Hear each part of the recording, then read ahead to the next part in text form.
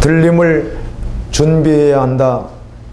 들림을 준비해야 한다. 이런 말씀으로 말씀을 전하겠습니다.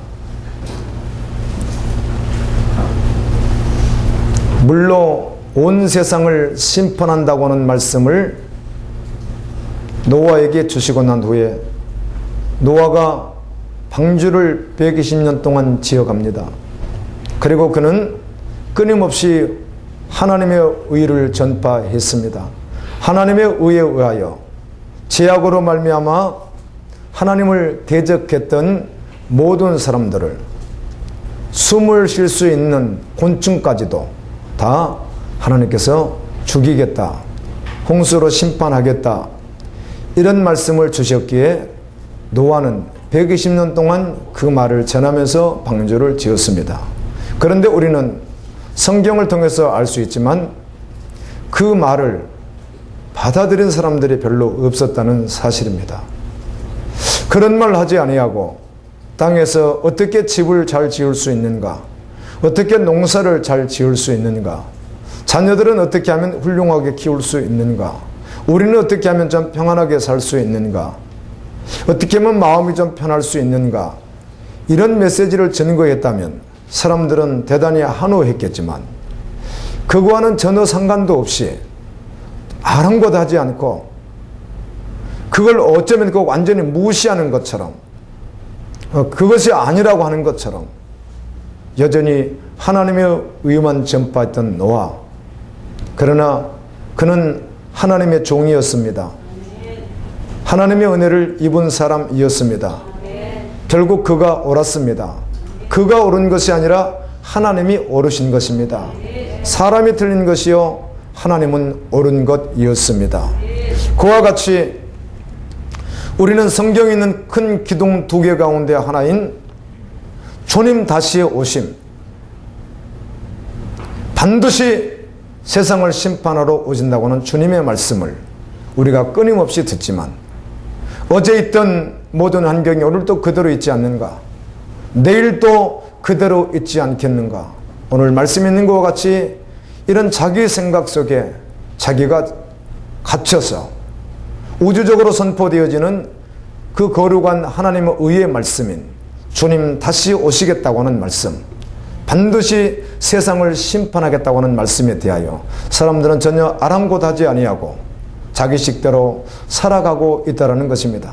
그래서 예수님은 분명히 말씀하기를 마지막 때 주님이 오시는 그때에도, 재림하는 그때에도 들림 사건은 호련히 일어날 것입니다.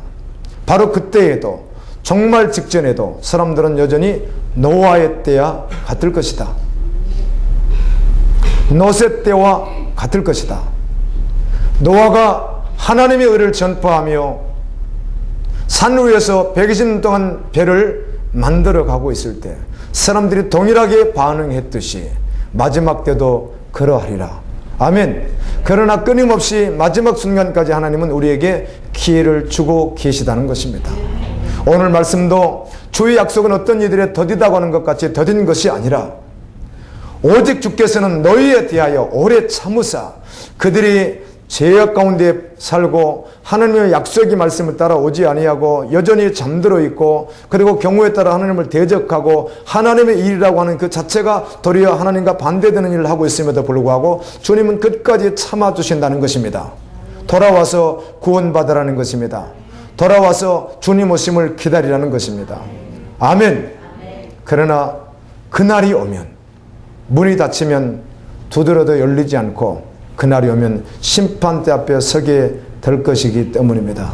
혹시 여러분, 우리는 반드시 심판대 앞에 죽은 자와 산 자 모두가 다 심판대 앞에 서는 날이 오는데, 그때 섰을 때 주님이 혹시 이렇게 질문한다면 너 무슨 일 하다 왔느냐고, 너 혹시 내가 너에게 부탁했던 일들 했느냐고 그렇게 묻는다면 우리가 대답해야 될 것입니다. 아멘. 주님이 부탁하신 일을 다는 하지 못했으나 생명을 다하여 하다 왔습니다.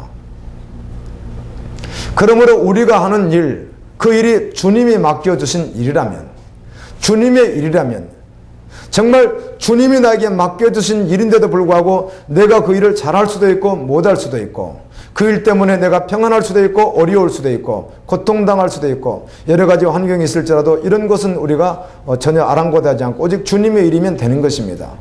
아멘.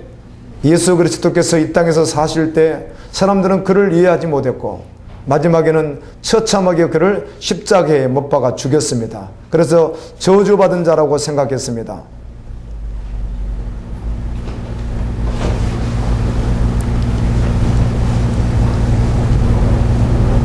그러면 우리 주님이 잘못 사셨습니까?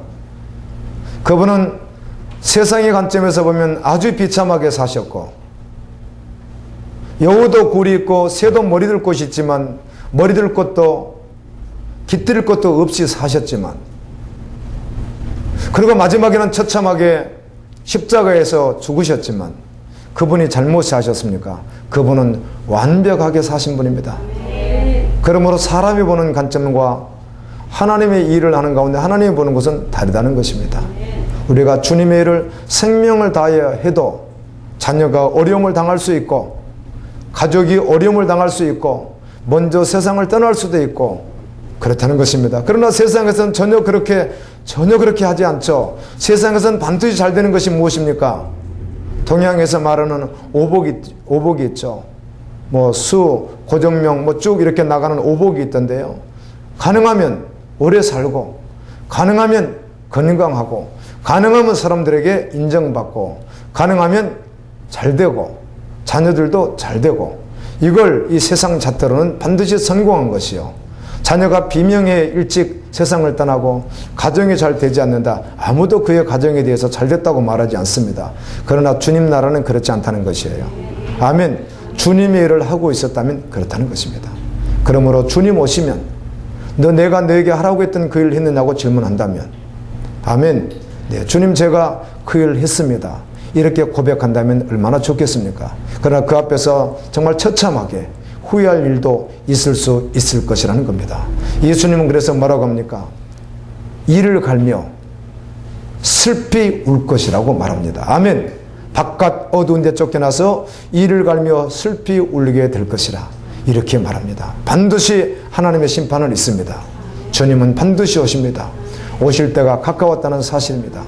요한계시록 7장에 보면 네 천사가 이 온 세상 네 모퉁이를 붙들고 있는데 그들이 그걸 놓아버리면 바람이 불어서 심판이 시작되는데 하나님께서 우리 주님이 이렇게 말씀합니다. 어떤 천사를 통해서 소리치게 합니다. 아직은 잡고 있으라.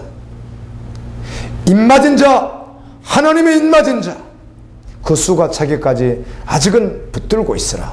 아멘. 이렇게 말씀하는 것입니다. 여러분 지금은 붙들고 있는 것입니다. 돌아오기까지 기다리는 것입니다. 입맞은 자 수가 차기까지 기다리시는 것이에요. 그런데 입맞은 자는 숫자가 정해졌다고 그건 하나님만 아시는 것이지 하나님은 우리 모두가 다 돌아오기를 원하신다는 것입니다.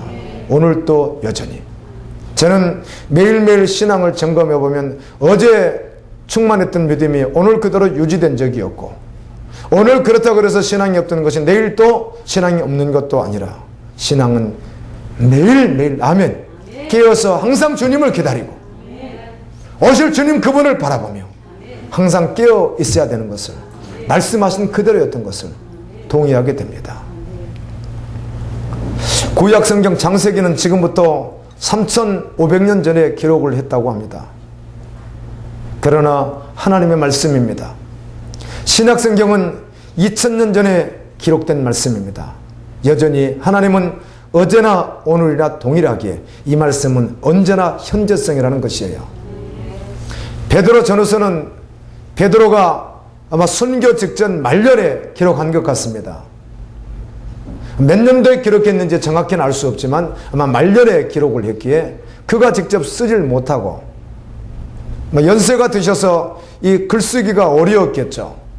오늘날처럼 연필로 볼펜으로 쓰는 시대도 아니잖아요. 그때는 칼끝에 먹물 같은 걸 찍어서 파피루스 갈대를 진액해서 만든 톱판 같은 것이나 아니면은 동물의 가죽에다가 그 한자 한자 써낼 때예요. 우리는 베드로 전후서가 5장 3장으로 돼서 8장밖에 되지 않으니까 아주 적은 양으로 생각하지만 당시 베드로가 쓸 때는 이게 엄청난 양입니다. 톱판에다가 칼로 하나씩 오려서 쓰는 거예요. 동물 가죽에다 쓰면 얼마나 쓰겠습니까? 거기다가 쓰는 것입니다. 그래서 그가 쓰지 않고 오늘 성경에 보게 되면 실로아누, 신라가 대피를 했다 이렇게 되어 있습니다.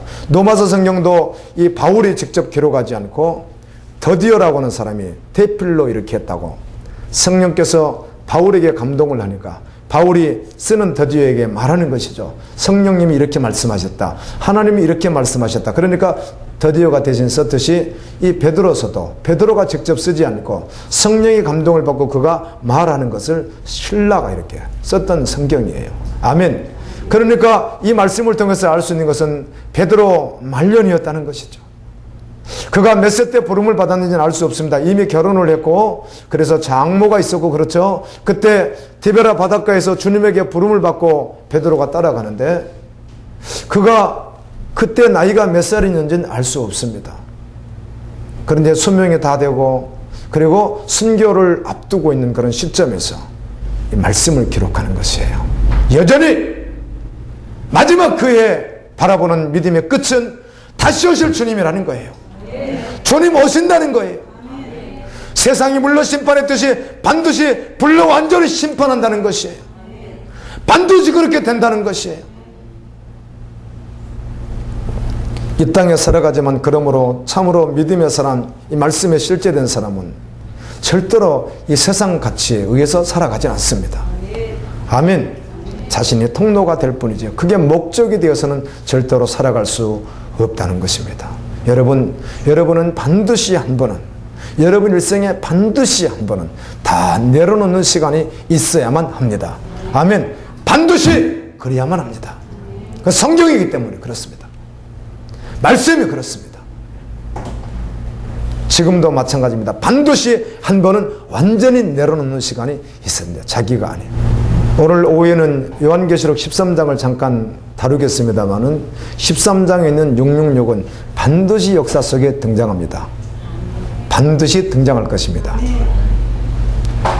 빌드 상사, 게마트리아, 배경사를 통해서 지나간 것처럼, 그것은 아닌 것처럼, 마지막 역사 후대에 정말 나타나지 않을 것처럼 그렇게 수많은 사람들이 말할지라도 반드시 그날이 옵니다. 아멘. 지금 어떤 식으로 세상에 등장하든 반드시 등장할 것입니다. 들림이 있고 난 후에 사단의 지상 통치가 순식간에 이루어질 것이기 때문에 할렐루야. 그런데 사람들은 여전히 노아가 방주를 짓고 완성돼 가는데도 불구하고 마지막 뚜껑 다 덮고 마지막 그 문이 있었죠. 그 문을 닫으면 끝나는데 그걸 다 완성해 가는 걸 보면서도 그게 얼마나 웅장했겠습니까? 얼마나 어마어마했겠습니까? 그런데 그걸 왜 하는지도 그렇게 어마어마하게 한 것을 보면서 뭔가 있다고 느껴야 되지 않겠어요? 그런 거대한 135m의 성경에 보니까, 그러나 이 큐빗은 요즘에 선박 만드는 걸 봐서 이게 어떻게 좀 맞아떨어지는 것 같은데 큐빗은 정확하게 1큐빗이 얼마인지는 아주 정확하게 말하기는 어렵습니다. 그런데 후대 히스기야 왕 시대에 기록됐던 내용들을 고고학으로 참고해서 봤더니 성인의 팔꿈치에서 손끝까지를 1큐빗으로 보는 거예요. 그래서 이 큐빗 이렇게 돼 있거든요. 그래 이렇게 측정을 하니까, 그러나 이 길이는 다 다르죠. 체육만 길이하고 저 길이하고 다르잖아요. 그래서 정확하진 않지만 그렇게 보는 것이죠. 45cm로. 그렇게 따지니까 135m에 45m 그리고 3층이었단 말이에요. 아마 그 배가 지금 이 개독산에만 있어도 웅장할 텐데, 지금 만들어 놓은 것도 웅장할 텐데, 어마어마할 텐데요. 아멘. 당시 노아 시대에 노아가 산에 그걸 만들어 놨을 때 상상을 해 보십시오. 처음에는 기초를 다릴 때는 뭐하나 했겠죠. 그런데 1층을 만들어도 저게 뭐야 3층을 다 만들고 6층을 바르고, 아멘. 그리고 동물들이 들어가는 걸 보면서도 왜 깨달지 못했냐. 마지막 순간까지, 마지막 때도 그럴 것이라는 거예요. 마지막 주님 오실 때도 그럴 것이라는 거예요. 아무리 애쳐도 여전히 자기 일이에요. 이번에 어떤 청운의 꿈을 가지고 외국에서 공부도 하고 현직 교사로 있는데 뭐 또 다른 꿈을 또 꾸고, 그런데 교회는 다니는데 형식적인 그리스도인 청년을 하나 만났습니다. 시간은 없고 바빠서 다른 말 할 수 없어서 이렇게 했습니다. 당신 꿈 말고 하나님의 꿈으로 사시라고. 아멘. 당신 꿈 말고, 당신 일 말고, 당신의 계획 그거 말고 하나님의 계획이 있다. 아멘. 하나님의 꿈이 있다. 그것을 위해서 살아야 마지막 때 후회하지 않을 것이다. 그가 듣든지 안 듣든지 상관없습니다. 목사님이 덕배 가시는 거겠지, 목사님은 목회자니까 저런 말 그냥 하겠지, 상관없어. 어떻게 합니까? 제가 가진 것을 전할 수밖에 없기 때문에. 아멘. 여러분, 주님 정말 곧 오십니다. 주님 곧 오신다면 왜 그렇게들 거부 반응을 일으키는지 사람들이.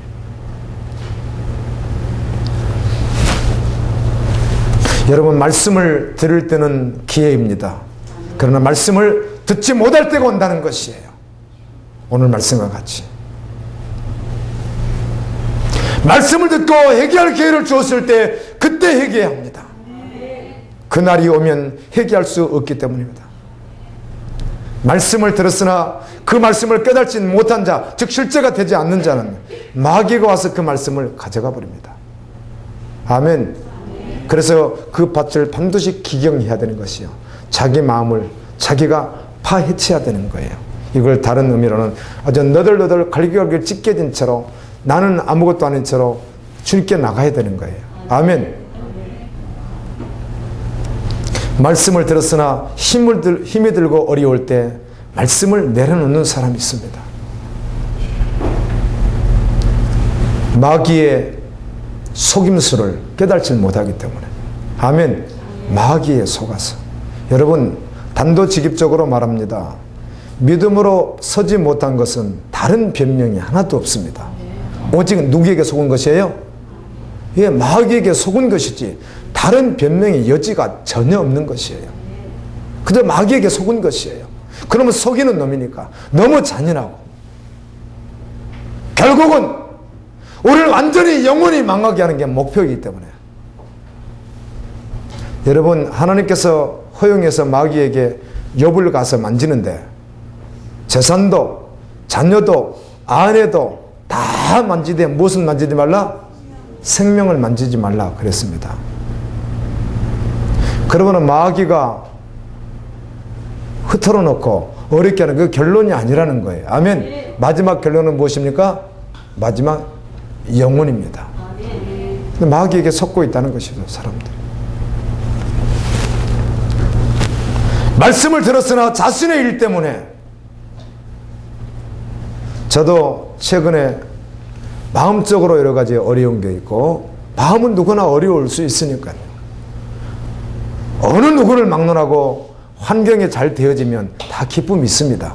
아멘. 그러니까 되지 않을 땐 기쁨보다는 도리어 낙심이 오게 되어 있습니다.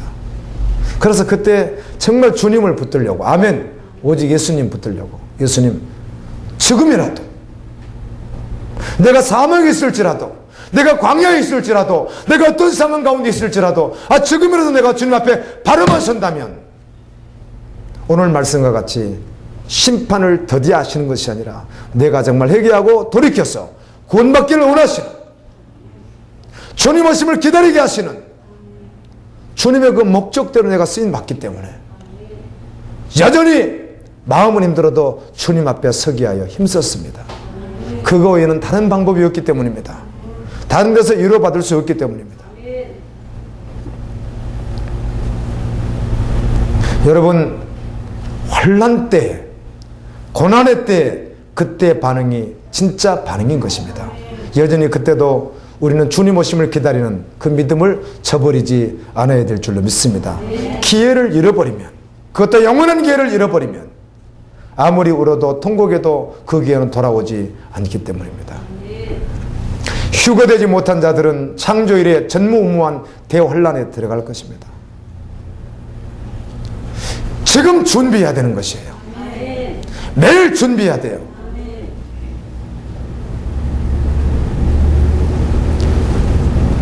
양심적으로만 해도 이 양심도 사실은 신앙의 자소라 이런 말도 쓰는데 양심만 바로 써서 주님 앞에 바로만 부딪히면 자신이 어떤 자인지 알 수 있습니다. 아멘. 제대로 부딪히지 않아서 모르는 것이지 제대로 부딪히면 정확한 답이 나오게 되어 있습니다. 결론은 반드시 떨어집니다. 아, 내가 안 믿는 사람이구나. 나는 분명히 믿는다고 애절하게 주님을 찾는데 주님이 지금 나에게 신호를 전혀 보내지 않고 있구나. 아멘. 나는 분명히 하나님을 간절히 찾고 있는데 하나님과 나와는 지금 관계가 유지되고 있지 않구나. 이것도 다 알 수 있고요. 아멘. 내가 지금 하는 것이 잘못됐다는 것도 알 수 있고 지금 주님의 뜻이라는 것도 알 수 있고 다 알 수 있습니다. 그러므로 그때는 반드시 말씀으로 반응해야 된다는 것입니다. 양심을 속이는 것이, 성경은 너희 양심을 속이지 말라 이런 말씀들을 참 많이 하거든요. 양심만 속이지 않으면 정확하게 드러납니다. 아멘. 내가 이렇게 사는지, 내가 이걸 왜 준비하는지, 내가 이렇게 입는지, 내가 이렇게 먹는지, 내가 이걸 왜 사는지 그것도 한 번만 제대로 들여다보기만 한다면 다 드러나게 되어 있습니다. 들여다보지 않으니까 다 놓쳐버리는 것이죠. 누가 그렇게 하죠?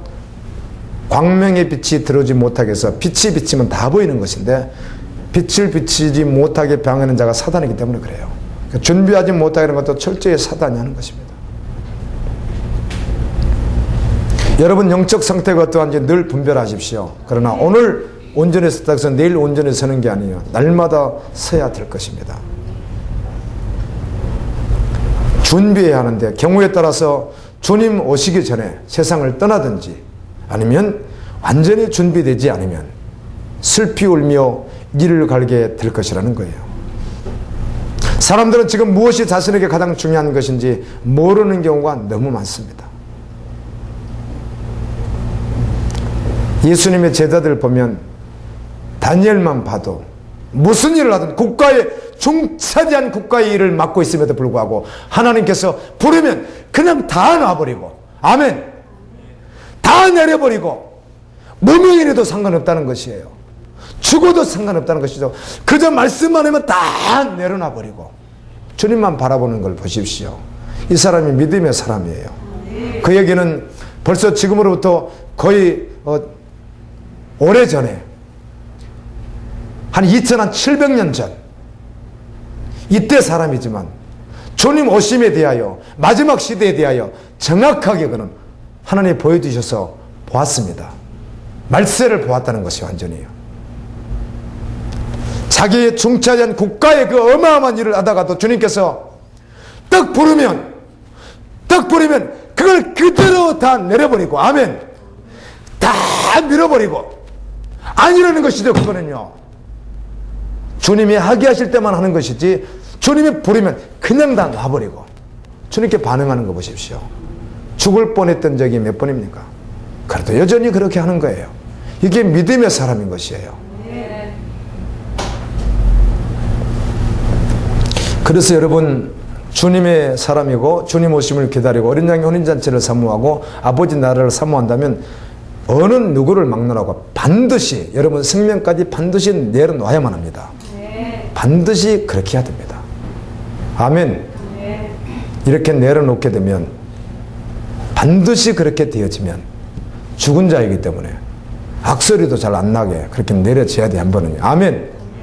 악소리 나면은 다시 또 깨닫고 내가 악소리 낸 것을 알고 다시 또 원래 주님 따르는 그 자리로 순식간에 또 바로 나가야 되는 거예요. 아멘. 사도 바울이 고백하기를 만물의 찢기처럼 여김을 받았다고 고백하더군요. 만물의 찢기, 이 말을 우리 한국식 표현으로 말하면 손톱 밑에 때처럼 여김을, 손톱 밑에 때가 얼마나 더럽습니까? 이와 같이 손톱 밑에 때처럼 여김을 받으면서 사역을 했다는 것이에요. 그리고 세상에서는 무명한 자요, 세상에서는 가난한 자요, 세상에는 없는 자요, 병든 자요, 정말 아무것도 없는 자. 그러나 그에게 가진 것 한 가지가 있었어요. 그것이 무엇입니까? 예수 이름이었습니다. 아멘. 오직 예수밖에 없었어요. 그래서 사도 바울이 성령의 감동을 통해서 기록한 성경에는 엔 크리스토스, 예수 안에서 이런 말을 참 많이 쓰고 있습니다. 오직 어디에 있었다는 거예요? 예수 안에 있었다는 것입니다. 내가 이 길을 마지막 마쳤으니 의의 면류관이 예비되어 있다고 얼마나 당당하게 말을 하며 그의 제자인 디모데에게, 참 디모데 전후서를 참 많이 보았는데 이 최근에 어떤 분이 이 카톡으로 이걸 하나 보내줬어요. 10분짜리인데 이 디모데서를 보내줬는데 디모데서를 어린이들이 아주 이렇게 받아들이기 쉽도록 언어를 그렇게 순화시켜 가지고 이렇게 만들어 놨는데 애니메이션 그림이 나오고요. 바울이 감옥에 있는데 코도 이렇게 딸 것처럼 이렇게 큰 이렇게 캐릭터 이렇게 좀 이렇게 만화 캐릭터 같이 바울이 이렇게 생겼어요. 그리고 이 바울이 이제 감옥에서 이렇게 철장도 이렇게 하면서 이제 글을 쓰는 내용이 이제 이렇게 영상으로 들리는 거예요. 디모데야 그러면서요. 나의 사랑하는 디모데야. 내가 전에 밖에서 활동할 때는 사람들이 그런 나를 좀 인정해 주더니 이제는 내가 감옥에 갇혀서 이제 디모데 성경은 그거 기록하고 이제 세상 끝나는 거거든요. 바울이. 그래서 처음에 내가 좀 활보할 때, 유명할 때는, 유명한 건 아니지만 그렇게 할 때는 좀 인정해 주는 것 같더니 이제 마지막에 늙어서 복음 전하고 이제 노마 감옥에 갇혀서 죽을 날을 기다리고 있다 보니까 대부분 사람들이 나를 배반하고 떠났다 이렇게 말을 해요. 성경에 보면 그래요. 아멘. 그건 바울을 배반한 게 아니라 누굴 배반한 것이에요? 주님을. 왜? 나는 부족할지라도 바울은 적어도 하나님의 사도 맞거든요. 그렇죠? 여러분의 목사인 저는 부족할지라도 바울 사도는 맞거든요. 정말 그는 사도거든요. 주님이 쓰고 있는 사람 맞거든요. 그래서 그를 떠났다는 것은 누구를 배반한 거예요? 완전히 주님을 배반한 것이죠. 그래서 나를 대부분 배반했단다. 디모데야, 너는 말씀에 그러지 말고 오직 말씀에 서서 고난을 받으며 그리스도 함께 고난을 받으며 아멘. 마지막까지 믿음의 길을 지키면 그분이 오시는 그날, 그분이 심판하시는 그날, 틀림받는 그날 주님이 너를 기뻐할 것이다. 최종적인 마지막 결론의 말씀이에요. 지금은 아무것도 보이지 않아도 그날이 반드시 옵니다. 내가 아무리 중요하고 놀라운 계획이 있을지라도 하나님께서 그거 말고 다른 것 하면 그냥 내려놓을 수 있어야 되는 거예요. 아멘. 하나님이 그거 아니고 다른 것 그러면 사정없이 그냥 내려놓을 수 있어야 되는 거예요. 이 사람이 준비된 자라는 것이죠. 그러므로 내가 중요하다고 생각하는 것도 하나님이 중요하다고 동의를 해 주셔야 된다는 것입니다.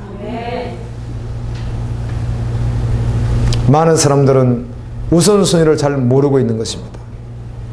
우선순위를 알았다면 마지막 때를 준비하겠죠. 아멘. 정말 신실하게 믿음으로 반응하겠죠.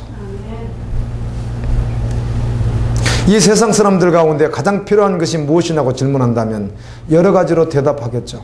당신에게 가장 필요한 것이 무엇입니까? 초파일날 연등을 달면 가격이 다르대요.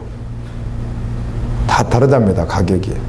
그것도 큰 절은 더 다르고요. 그래서 저 밑에 다는 거는 가격이 좀 싸고 가다 마지막에 그 대웅전, 이 대승불교에는 대웅전, 명부전, 칠성각 이런 것들이 있거든요. 대웅전 처마 밑에 들어가서 안으로 들어가는 거, 그런 모양은 같은데 가장 비싸대요. 여기에 글을 쓸 수 있다잖아요. 한 문장 정도 쓸 수 없으니까 한 단어 정도만 이렇게 쓸 수 있대요. 조그맣게 쓴대요. 그래서 자세히 들여다봤더니 여러분 같은 뭐라고 쓰겠어요? 딱 한 문장만 딱 쓰라고 하면, 한 단어만 쓰라고 하면 그거밖에 못 쓰는 거예요. 이제 뭐라고 쓰겠어요? 그래서 소원성취라고 쓴답니다. 소원성취. 그렇게 쓰면 뭐 다 쓰는 거니까. 그 다음에 문제 해결, 병 걸려서 죽어난 사람 병 고침, 자녀가 합격이 되면 자녀 합격, 그거 쓴다는 거예요. 그거요. 사업 성공 네 단어 쓰면 되네. 그걸 다 써놓는다는 거예요. 거기다가요. 세상 사람들이 그렇대요. 그게 가장 중요한 것이에요. 그들에게는요. 우리는 그렇지 않습니다. 아멘. 주님의 길을 따르는데, 정말 주님이 원하는 그 길을 걸어가고 주님의 일을 하는데 잘 될 수도 있고 안 될 수도 있고. 아멘. 세상 사람들이 봤을 때는 완전히 아닌 것 같기도 하고. 그래서 많은 그 선교지의 선교사님들 보면은, 선교지 우리 한국도 얼마나 그렇습니까? 한국에 들어왔습니다. 그런데 자녀가 먼저 죽기도 합니다. 다 죽기도 합니다. 풍토병에 의하여. 그리고 남편이 먼저 죽기도 하고 아내가 먼저 죽기도 하고 또 다 죽기도 하고. 그러면 그를 파송했던 그 나라에서 또 제2의 다른 분을 보내기도 하고 그들 가족 가운데 누구가 먼저 하늘의 미랄 되었으니 우리가 가겠습니다. 그리고 오기도 하고요. 중국의 허스든 테일러 같은 사람, 그 유명한 선교사 같은 분은 그곳에 가서 자녀들이 다 죽습니다. 먼저 아내가 죽고 자녀들이 다 죽어요. 너무너무 비통하겠죠. 근데 그것으로 끝나는 게 아니라 그걸 다 죽고 나니 뭘 깨달았는지는 알 수 없지만 아마 어쩌면 그리스도의 사랑을 더 깨달을 수가 있고, 아멘.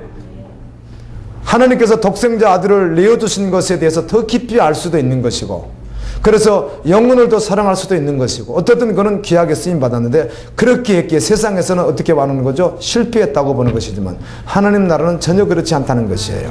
관점이. 이게 하나님의 일입니다. 우리가 하나님 앞에 바로만 서 있다면. 그러므로 내가 하나님 앞에 바로 서서 정말 주님을 위해서 반응하는데 내 모든 주변 상황이 더 어려울 수 있다는 것이죠. 그래도 믿음으로 반응하는 것이에요. 오직 주님만 바라보는 것이에요. 이게 믿음의 사람이에요. 세상은 전혀 그렇지가 않아요. 소원성취, 문제 해결, 이루어지는 거, 꿈이 되는 거, 병이 고침받는 거, 자녀가 학교 가는 거, 성공하는 거, 사업이 잘 되는 거, 그것만 잘 됐다고 하는 것이에요. 그거 반대되는 것은 다 실패라고 한다는 것입니다. 그러나 우리는 그렇지 않습니다. 12제자는 다 실패했게요. 한 사람도 제명해서 한 사람이었고 다에 의해서 다 죽임을 당했잖아요. 그러나 그들은 위대한 하나님의 종들이었습니다. 여러분, 이 땅에 육신이 잠깐 있는 동안에 오직 하나님 일을 할 수 있기를 예수님 이름으로 축원합니다. 예수님께서 우리에게 주신 약속은 세상에서 주는 약속이 아니에요. 정말 위대한 약속이에요. 베드로후서 1장 4절에서도 이로써 그 보배롭고 지극히 큰 약속을 우리에게 주사 이 약속으로 말미암아 너희가 정욕 때문에 세상에서 썩어질 것을 피하여 신령한 성품에 참여하는 자가 되게 하려 하셨느니라. 큰 약속을 이 약속을 주시면서 이 약속을 보내는 거예요. 이 약속을요. 이거 하나님이 주시겠다는 것이에요. 이 약속을 주시면서 세상에 썩어질 정욕, 세상의 가치, 그것에 의해서 살지 말라는 거예요. 이 약속이 크니까, 이 어마어마한 약속이 있으니까 그 말 하시는 거예요. 주님께서요. 아멘. 여러분 동의합니까? 오늘 우리가 붙들어야 될 것은 하나님의 약속인 줄로 믿습니다. 다시 오시겠다면 다시 오세요. 그분은요.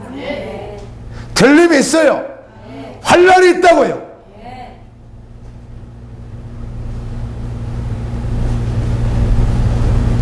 예수님께서 우리에게 이렇게 말씀합니다. 믿음 없는 자가 되지 말고 믿음 있는 자가 되라. 여러분, 믿음의 사람은요, 믿음의 말하면 기쁩니다. 사람마다 다른데요, 이걸 이렇게 접근해서 맞는지는 잘 모르겠어요. 뭐 네 가지 기질은 반드시는 아니지만 뭐 학자들이 그렇게 이제 만들어 놓은 것 아니겠어요? 우울질, 담즙질, 점액질, 다혈질, 뭐 이런 것들이 있잖아요. 그래서 그 성향에 따라서 사람들이 조금 다르기도 하다. 그래서 뭐 바울은 아무래도 담즙질이 아니겠는가 뭐 이렇게 뭐 하기도 하고, 베드로는 다혈질이 아니겠나. 그러나 그건 뭐 정확하지는 않지만 뭐 비슷할 수가 있죠. 근데 저 같은 성향은요, 저는 신기하게 칭찬하면 좋죠. 칭찬받으면 좋은데 주님 앞에서 제가 칭찬받을 것보다는 받지 못할 요소가 더 많기 때문에 누군가 지적해지면 참 좋아요. 아멘. 저번에 오셨던 선교사님, 그 나이 어린 선교사님이요, 내가 질문도 안 했는데 본인이 직언을 나한테 하시더라고요. 듣기엔 공개하지 않습니다만 듣기엔 거북했습니다. 그런데 내가 그 말을 아멘으로 받았습니다. 아멘. 아멘.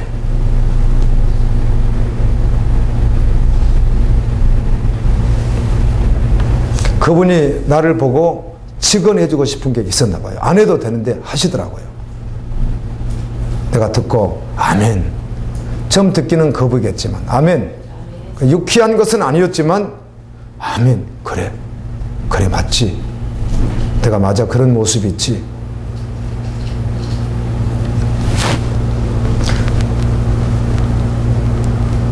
계속 생각하게 돼요. 하루아침에 제가 사람이 만들어진 걸 계속 생각하게 되는 거예요. 할렐루야.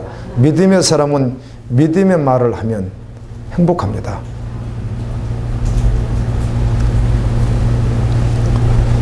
하나님은 알파와 오메가가 되십니다. 처음과 시작이신 분입니다. 하나님의 보좌를 한번 상상해 보십시오. 내 생물과 천사들과 수많은 흰옷을 입은 자들이 하나님 앞에 경배하는 그 모습을 상상해 보십시오. 그분이 하나님이십니다. 여호와께서 그 성전에 계시니 여호와의 보좌는 하늘에 있으며 그 눈이 인생을 통촉하시고 그 안목의 죄를 감찰하시는도다. 하나님은 우리를 다 감찰하신다는 거예요. 보시고 감찰하죠. 그래서 우리가 하나님을 너무 많이 무시하는 거예요. 버젓이 하나님을 보고 계시다고 하는데 나는 딴짓할 때가 있다는 것이죠. 깨달질 못해서 그럴 수도 있지만 뻔히 알면서도 싸울 때가 있습니다. 하나님 보시지 이러면서도 순간적으로 사단의 힘에 눌려서 끌려갈 때가 있거든요. 얼마나 우리가 어리석은지 몰라요.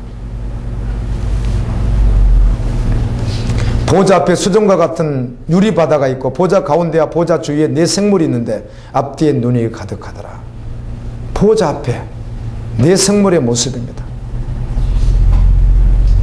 오늘 베드로서 이 말씀은 하나님의 말씀이에요.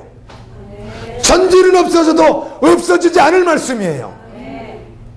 온 세상이 두루마기처럼 말리는 그 순간에도 반드시 남을 말씀이에요. 진리예요. 영원해요.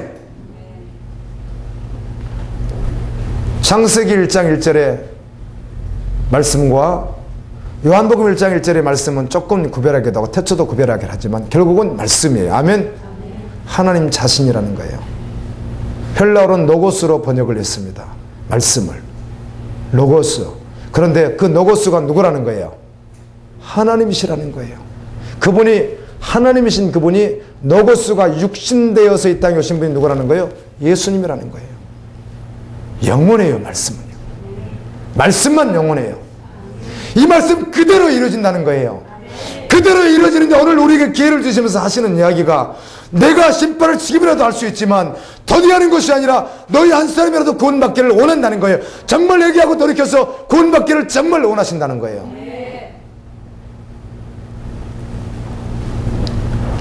이 말씀은 교리로 하면 해석이 되지 않습니다. 여러분이 성경을 한 번만 그런 관점에서 한 번만 다시 봤다면 얼마나 교리가 문제가 많다는 것을 여러분 반드시 알게 됩니다. 교리로 되지 않습니다. 이런 말씀은. 교리로 하면은 벌로 심판할 테니까 안 믿는 자들, 택하지 않는 자들 말고 택감받은 자 안에서 구원받아야 되는데 그럼 택감받은 자는 이래도 저래도 다 구원받아야 되는 거 아니에요? 이 말씀은 뭐예요? 아무도 멸망하지 않고 회개하기를 이루기 위해서 하나님이 심판을 유보하셨다는 말씀인데요. 아멘. 그럼 이런 말씀이 필요해요. 선택받았으면 이랬던 적이나 선택받았으면 가는 거죠. 예수님께서 이렇게 말씀하십니다. 내가 땅의 이야기를 다 해도 너희들이 다 알지 못하겠거늘 하물며 하늘의 말을 하면 알겠느냐. 사복음서를 보면요. 사복음서 내에서는 적어도 제자들이 예수님 말씀을 잘 못 알아들어요. 예수님은 진리를 말하면 예수님은 그들의 학문, 그들의 철학, 그들의 잘못된 어떤 그 철학을 말하면 이들은 그걸 그렇게 받아들이지 못하고 맨날 먹는 떡 이야기인 줄 알아요. 그렇죠. 우리가 보면 답답하잖아요.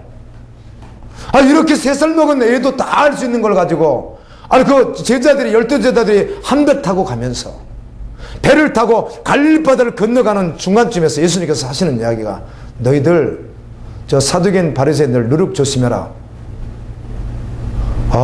떡 안 가지고 왔는데 예수님은 떡 이야기 하나 보다 빵 이야기 하나 보다.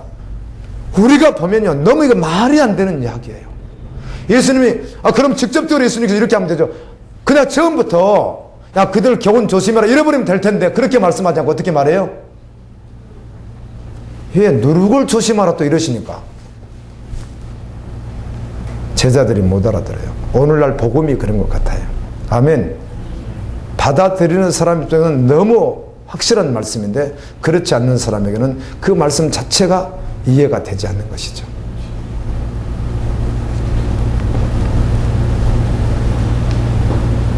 예수님의 신부로 준비된 자가 들림을 받습니다. 준비되지 못하면 환란에 들어갑니다. 제가 그 환란 전, 환란 중, 환란 후, 무천년 이거에 대해서 하도 분분해서 성경을 신구약 다 알지만은 성경을 자세히 또 보게 되는 거예요. 그 부분에 대해서 보게 되는데 성경은 분명히 환란 속에서 나오는 자들도 있습니다. 아멘.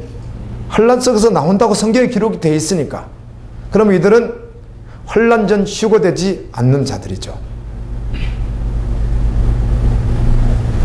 있어요, 구절에 성경에. 그런데 모두가 다 환란 속에서 나온다, 그건 아니에요.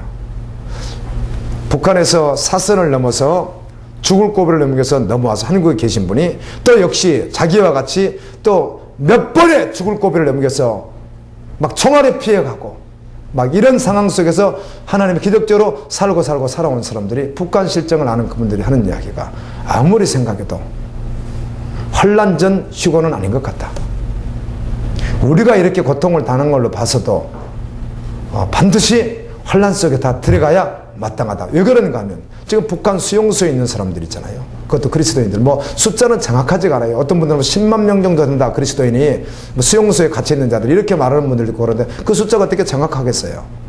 그런데 잔인하게 정말 대환란과 같은 고통을 그들이 당하고 있잖아요. 죽지도 못하고. 그분들에게 생각할 때는 어떻게 환란 전 휴거냐. 이렇게 환란 다 들어가지. 그러나 그건 자기 환경과 자기 생각으로 성경을 볼 수 있는 것은 아니에요. 성경에 기록된 대로 봐야지. 아멘. 우리는 환란이 오기 전에 나팔수를 하면 올라가는 것을 사모해야 될 줄로 믿습니다. 그리고 남았다면 또 환란 남았다면 어때요? 환란 속에서 순교를 당하든지 아니면 또 주님 이끌림을 받아야 되겠죠. 아멘. 답이 하나로 나오질 않아요. 그러니까요. 하나다! 이렇게 말해버리면 안 되더라고요. 성경은요. 어느 누가, 세상 누가 말해도요. 여러분, 사람이 좋다고 그 설을 따라가면 되겠어요? 안 되겠어요? 안 되는 거잖아요. 진리는 고독에도 담대하듯이 말씀이 뭐라고 하느냐, 그게 중요한 거지. 말씀이. 전체가 다 전이다. 전체가 다 중이다. 전체가 다 후다. 뭐처럼 이렇게 주장하면 안 된다는 성경이 있는 대로 받아들여야죠. 우리는 믿음으로 반응해야죠. 천국도 침노하는 자의 것이고 상급도 각각 다르고 해영광, 달영광, 별의 영광이 각각 다르고 아멘. 어린 양이 어린 자식 하는 것도 각각 다르고 버림받고 들림받는 것도 각각 다르고 그러니까 주님이 약속하신 큰 약속을 붙드는 것이죠.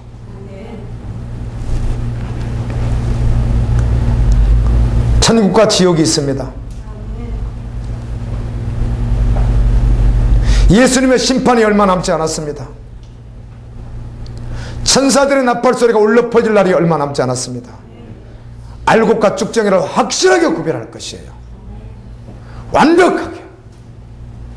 우리가 어떤 곡식을 이렇게 알곡 쭉정이를 고를 때 있습니다. 돌도 고르고 옛날에 많이 고르죠. 옛날에는 그냥 그 타작마당에서 기계로 하지 않고 그냥 수작업으로 다 했기 때문에 그 속에서 또 콩나물을 심기 위해서는 콩을 이렇게 놓고 다 골라냅니다. 썩은 거, 올바른 거. 그렇죠. 그래도 우리는 졸다가 실수할 수 있고요. 고르다가 하나 넣어버릴 수 있고 우리는 그래요. 인간은. 하나님은 우리 머리털까지 세신 그분은 머리알까지도 다 구별하실 분이에요. 머리알 속에 그 성분에 의해서 완벽하게 모든 전 세계 머리알까지도 다 구별하실 분이에요. 덤으로 갈 수 있는 게 아니죠. 저가 큰 나팔소리와 함께 천사들을 보내리니 저희가 그 택하신 자들을 하늘 이 끝에서 저 끝까지 사방에서 모으리라. 오늘 말씀에 보면 이것을 알지니 말세 마지막 시대에 조롱하는 자들이 와서 자기의 정욕을 따라 행하며, 자기의 정욕을 따라 행한다는 거예요. 조롱하며 이르기를 주께서 강림하신다는 약속이 어디 있느냐. 사실 한국교회의 모든 강단에서 강림을 부인할 자는 없습니다. 강림과 재림에 구별하지만 일단 주님 오심에 대해서 부인하는 사람은 아무도 없겠죠. 성경이 있으니까. 그런데 무엇이 부인이에요? 실제되지 않은 것이죠. 아멘. 그게 부인이지 뭐예요. 선포하지 않는 것도 부인이죠. 성경에 있다는 것이에요. 그래서 주님 오심에 대한 마지막 약속, 최고의 약속, 이 약속에 대해서는 관심이 없는 것이 부인이지 뭐예요. 여러분, 동의하면 믿는 겁니까? 절대로 그렇지가 않습니다. 내가 동의한다 그래서 믿는 게 아닙니다. 표적을 봤다 그래서 믿는 게 아닙니다. 표적을 보고 믿었더라면 구약시대 때 이스라엘 백성은 전체가 믿었어야 옳습니다.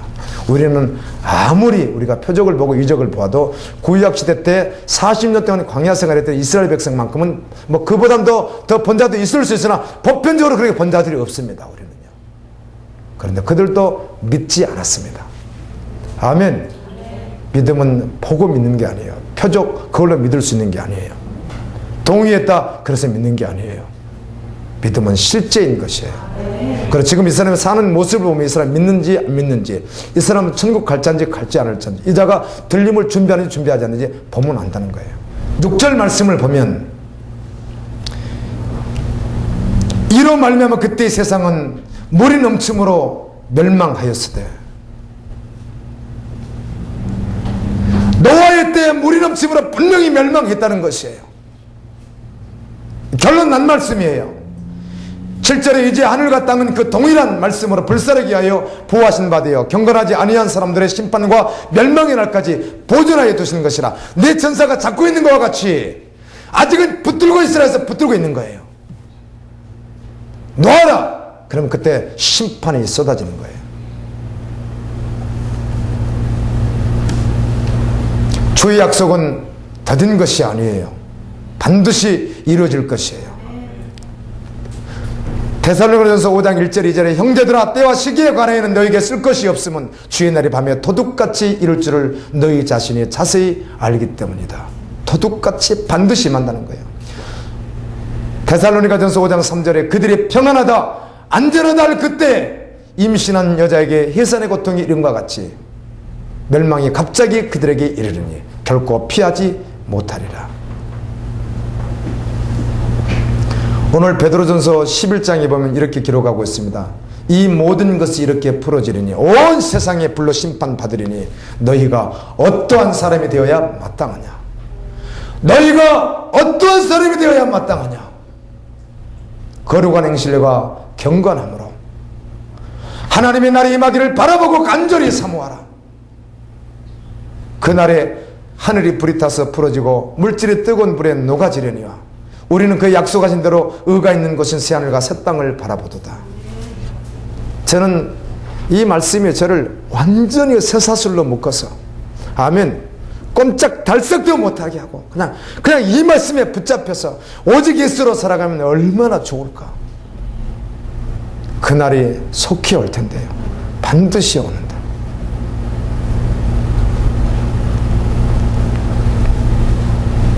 여러분, 우리의 믿음이 무엇입니까?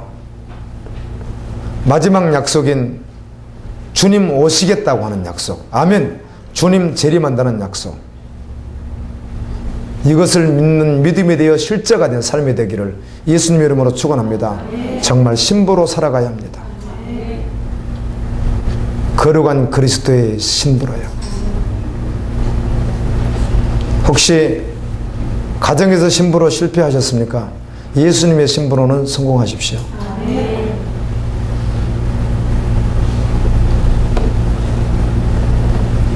사모하는 자에게 주시거든요. 믿음은 반드시 행함으로 나타납니다. 행함이 없는 믿음이 죽은 믿음이기 때문입니다. 사람들은 착각하는 경우가 있습니다. 이 사대교회, 교회 안에 내가 내 행위를 아노니, 예수님이 하시는 말씀이에요. 내가 너를 정확하게 안다고. 너는 너를 잘 모르지. 너가 너를 잘 모르는 것은 광명의 빛이 비치지 않으니까 지금 누구에게 속는 거예요? 예, 사단에게 속아서 종노릇 하고 있는 거거든요. 속이는 사단이 속인 거예요. 억울하죠? 그래서 사실 우리가 기도할 때는 그 사람의 행함을 기도할 게 아니라 그 사람을 붙들고 있는 누구를 물리치면서 기도해야 되죠? 속이는 거 사단을 해요. 지금 사단에 속아서 그러는 거거든요. 그러나 빛이 들어오면 밝히 드러나거든요. 예수님이 보신 거예요. 자신도 우리 지금 신앙인들 우리 가운데 조그만 양심을 가져도 나는 아닌 것 같아 이러잖아요. 나는 믿음이 없는 것 같아. 우리 이러잖아요. 그래서 자신들 생각에 나는 살았다 이렇게 생각했으니까 보통 신앙생활한 사람이 아니잖아요.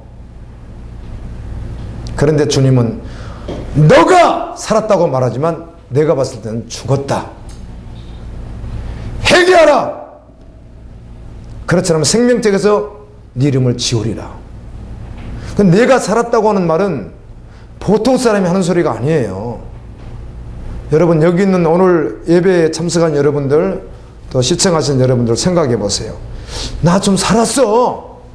나 살았다고. 이렇게 말을 누가 하기가 쉽냐고요. 어렵잖아요 사실. 그런데 그렇게 함에도 불구하고 주님은 넌 죽었다고 한다면,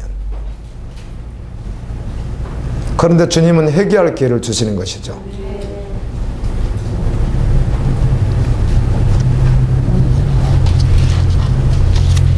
우리가 믿음으로 실제된 삶을 살아가게 되면 주님께서 흰 세마포옷을 주신다고 약속합니다. 그거 입어야만이 간다는 거예요. 더럽혀도 안 된다는 거예요. 그리고 세탁소에서 빠르라는 거. 성경에 세탁이라는 말이 있습니다. 여러분 놀랍게도. 그래서 그리스도의 보혈의 피로 씻음을 받아서 나온다는 거예요.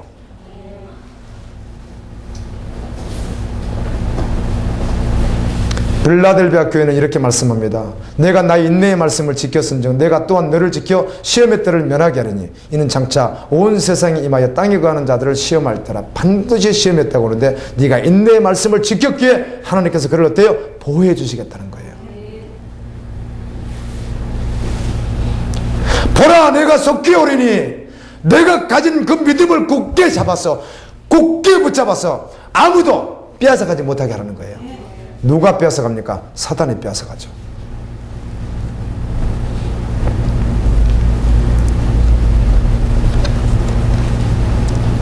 마지막 때는 불법이 성하고 사랑이 식어집니다. 요즘에 특별히 새벽기도 때 계속 말씀 한 장씩을 계속 보기 때문에요. 계속 성경을 읽잖아요 우리가. 보니까 계속 반복되는 말씀들이 있어요. 너무 신기하게. 그게 뭐죠? 하나님을 두려워하는 거. 아멘. 그 다음에 말 조심하는 거. 계속 요즘에 나오는 거죠. 하나가 형제 사랑이라는 말이 계속 반복되죠. 히브리서도 형제 사랑이라는 말이 계속 나오거든요. 그래서 끝나고 나면 야고보서에도 나오더라고요. 야고보서에 더 많이 나와요.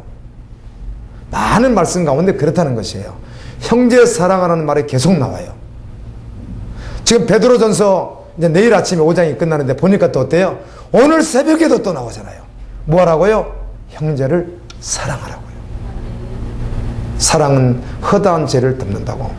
믿음은 소망, 사랑 세 가지는 항상 있을 것인데 그 중에 제일은 사랑이라. 사랑 없음 판결 나면 사랑 달라고 기도하십시오. 하나님은 사랑이시라.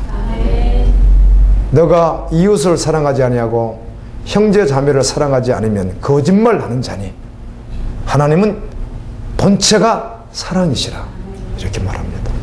역시 미워할 수 있습니다. 마음을 빨리 돌이켜서 사랑의 마음 가지십시오. 그 미움의 마음 그걸 지금 누구에게 속는 거예요? 사단에게 완전히 속는 것이에요. 저도 함께 이번에 동행하는데 어제 걱정하지 않아도 되는데 약간 걱정스러운 말을 내가 해버렸는데요. 가서 관계 싸움으로 부딪힐 일이 분명히 생길 것 같아요. 나랑 같이 동행하는 분들은요. 그럼 내가 잘해야 될 텐데 나도 순간적으로 나도 또 나오면 안 되는데 그러면서 진짜 사랑해야 될 텐데 아이고 내일 저녁에 이제 만나면 만나는 순간부터 사랑하지 않았다가는 내가 분명히 실패할 텐데 분명히 일이 있을 것만 같은데 조금씩이라도 이런 생각이 들더라고요. 아멘. 나보다 남을 낫게 여기라는데 그게 어려워요. 신부단장해야 되는데요. 정말 세상 사람들은 말은 그렇게 하지 않지만 모든 게 경쟁사회가 되기 때문에 결국은 어때요? 야, 너 공부 잘해서 좋은 데 들어가. 그러면 반대로 말하면 무슨 말이죠? 다른 애는 어디 들어가고 안 좋은 데 들어가고. 그래서 그렇게 말하는 언어는 잘못된 거 맞죠? 맞아요? 틀려요? 맞죠? 너 열심히 해서 너 좋은 데 들어가야 돼. 그러면 반대로 안 좋은 데 들어간 데가 나타나잖아요. 그러니까 그 언어는 분명히 맞지 않습니다. 어떻게 해야 되죠? 믿음으로 너 지금 하는 일을 최선을 다해서 주님의 영광을 내어 살고 너의 것을 어떻게 남에게 나눠주기 위해서 살아야 된다. 말은 그게 맞는 거 아니겠어요? 내가 가진 것을 주기 위하여 준비하는 것이지 그걸 내가 취하기 위해서 준비하는 게 아니기 때문에 겸손해지고 낮아지고 섬기고 남을 나보다도 낫게 여기고 이게 신부단장인데요. 믿는다고 되는 것 아닙니다.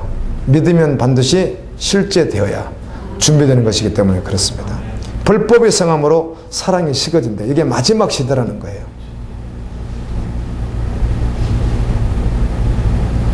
저번 주 수요일 날은 관계에 대한 설교를 제가 계속했는데 서로 관계 말이에요.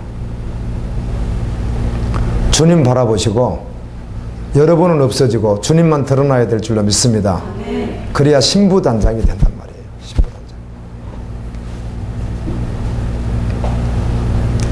그런데 주님 재림을 기다리는 사람들이 아닌 사람들은 그 마음에 주님 재림을 기다리지 않는 것으로 끝나는 것이 아니라 하나님을 마음에 두기를 싫어합니다. 그럴 리가 있습니까? 사실입니다. 주님 오심을 기다리지 않는 모든 사람들은 실제되지 않았습니다. 이 사람들은 환경과 조건이 주어지면 언제나 세속가치를 취할 사람들입니다. 언제나 죄에 빠질 수 있는 사람들입니다. 그런데 정말 주님 오심이 실제된 사람은 그럴 수 없습니다. 아멘.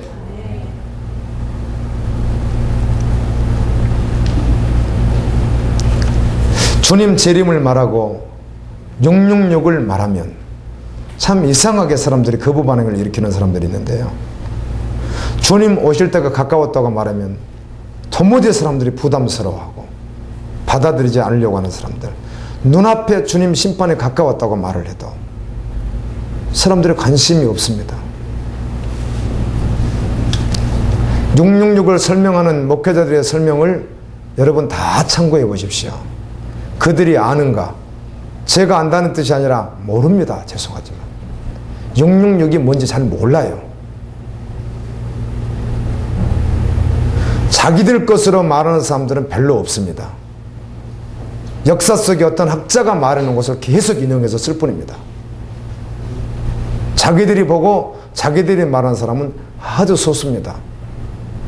다 누군가가 말하니까 같이 동의해버리는 거예요. 그냥요. 자기가 직접 말씀 속에서 하나님 앞에 직면해 서서 들으려고 하지 않고요. 그래서 지나간 것이다. 666은 노마 시대 때 길드 상인 조합이라고 하는 것이 있었는데 사고 파는 것인데 그때 무엇인가 이렇게 표를 가지고 있지 않으면 사고 팔지 못하게 했다. 그때 기독교인들이 핍박을 당했다. 그때 힌돌도 죽이도 했다. 그런 역사적 고증이 있다고 그래요. 저는 항상 말하지만 정확한 자료가 아니면은 저는 역사를 별로 그렇게 신뢰하지 않습니다. 아니 어떻게 2000년 전 역사를 지금 어제 것처럼 그렇게 받아들일 수 있습니까? 오직 무엇만 진리예요? 성경만 진리니까. 고고학으로 고증하는 것들도 성경으로 정말 검증돼서 확실한 것들 아니면은 사람들이 찾아낼 수 있으니까요. 제가 아는 상식에서는요, 우리가 학교에서 배웠던, 과학 시간에 배웠던 여러 가지 진화 과정들 있죠. 이것들이 그 주장했던 학자들이 세상을 떠나기 전에 아니야! 이렇게 다 말했답니다. 거의 다요. 거의 다가 그랬대요. 양심적으로 나중에요. 나중에 보니까 아니거든요. 아니다. 그랬다는 거예요. 그런데 우리는 그게 진리인 양 막 받아들이지 않지만 가르치다 보니까 사람들이 사단에게 다 속는 거 아니에요. 2000년 역사를, 성경이 아닌 역사를, 그게 정말 그럴 것이다. 어떻게 그걸 다 받아들일 수 있겠어? 참고만 하는 것이지. 누가 그거를 뭐 써놨다고 할지라도 그렇죠. 그래 안 그래요? 아, 백화에 좀 그러는 걸 가지고 2000년 지구를 어떻게 말할 수 있겠어요? 그래요 안 그래요? 학자들은 이거 가지고 밥 먹고 살지만 죄송하지만 그걸 그대로 받아내기 쉽지 않아요. 저는요. 벽화에 봤더니 뭐 글이 좀 있었더라, 뭐 그림이 있더라, 그럼 뭐 고고하게 뭐 무덤에서 뭐가 나왔다, 그걸 가지고 2000년 걸 어떻게 다 아냐고요. 다. 우리 지금 남한만 해도 전라도 무덤, 경상도 무덤, 충청 무덤 뭐 조금 다르긴 하지만 그래도 조금 다르고요. 요즘에 또 뭐예요? 낙골 뭐 이런 것도 있고 뭐 별게 다 있잖아요. 묻는 것만 해도. 그런데 어떻게 그것만 가지고 이 시대가 이랬구나 그렇게 말할 수 있겠어요? 전라도 무덤은 이렇게 바가지 같고요. 충청도 무덤은 대체적으로 꼬리가 있고 그렇더라고요. 대체적으로 그래요. 이것도 모양이 다르고.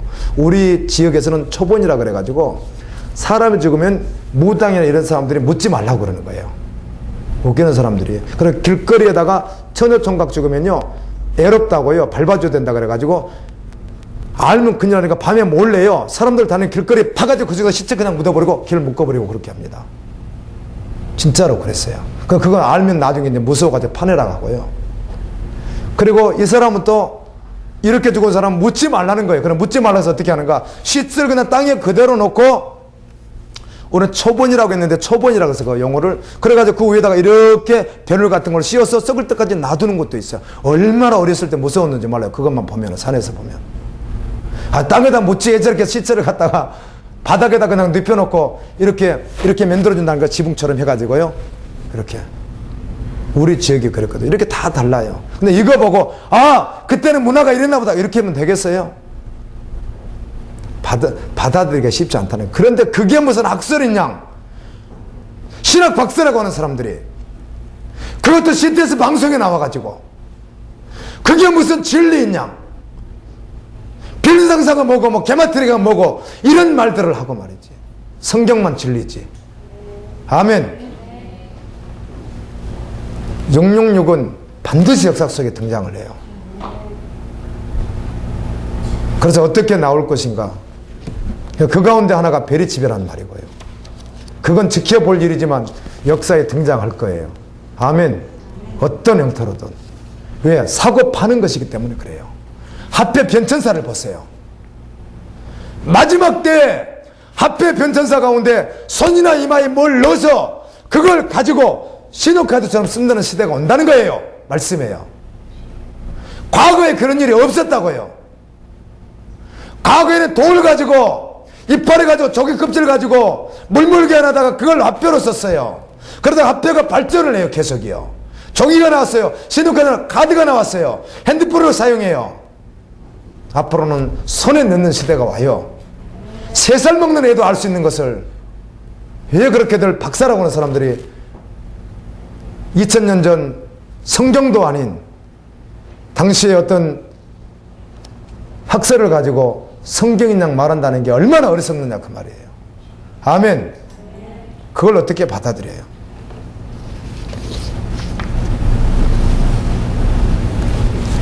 성경 주석가 바클레이라고 하는 유명한 주석가가, 이 주석이란 무슨 뜻인가 하면 66권을 다 해석한다는 뜻이에요. 대단하지 않습니까? 시간이 얼마나 많이 걸리겠어요. 시편 같은 경우는 양이 많기 때문에 몇 권으로 만들고요. 성경도 요한복음도 좀 몇 권으로 한 2권 이상 만들고 이렇게 하니까 66권이 아니에요. 이렇게 두꺼운 책을 66권만 만들지 않아요. 경우에 따라 70권도 되고 80권도 되고 그래요. 이걸 다 썼으니까 대단하잖아요. 함부로 쓸 수도 없고.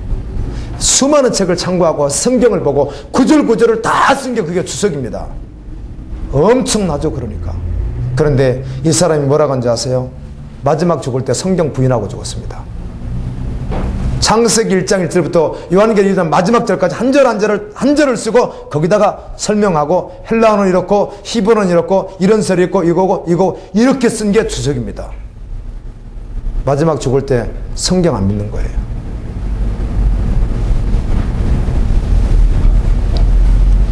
말씀을 맺겠습니다. 예수님은 심판자로 오십니다. 죄인을 부르러 오시는 것이 아니라 의인을 부르러 오십니다. 주님 오실 날이 가까웠다 그러는데 도무지 실감이 나지 않는 거죠.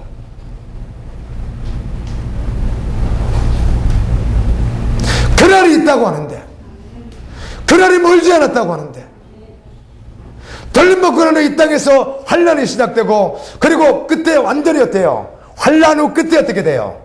마태복음 24장에 있는 것과 같이 불이 타서 온 세상에 어때요? 다 허물어져 버리는 그날이 온다고 아무리 쳐도 사람들이 여전히 자기 일에 혼인잔치를 배설하고 사람들을 데리고 하겠어요. 종들을 보내서 안 오겠다는 거예요. 그 안 오는 이유를 또 이렇게 기록을 해놨어요. 농경사회니까 나 지금 반매로 가야 된다는 거예요. 지금 농사철에 지금 모종 안 하면 망한다는 거예요. 농사가. 나 그거 하러 가야 된다는 거예요. 여러분 농부들은요 그 시기에 놓치면 안 되는 거 아시죠? 지금 그거 해야 된다는 거예요. 나는 지금 소를 사서 밭갈러 가야 된다는 거예요. 나 지금 장사가 너무 급하다. 지금 오늘 안 가면 완전히 그냥 넘어간다는 거예요. 나 이거 급하다는 거예요. 어떤 사람은 지금 시집가고 장가가고 준비하는데 정신이 없다는 거예요. 성경은 그렇게 말합니다. 예수님이 그렇게 말씀했습니다. 그거보다 더 중요한 게 뭐라고요?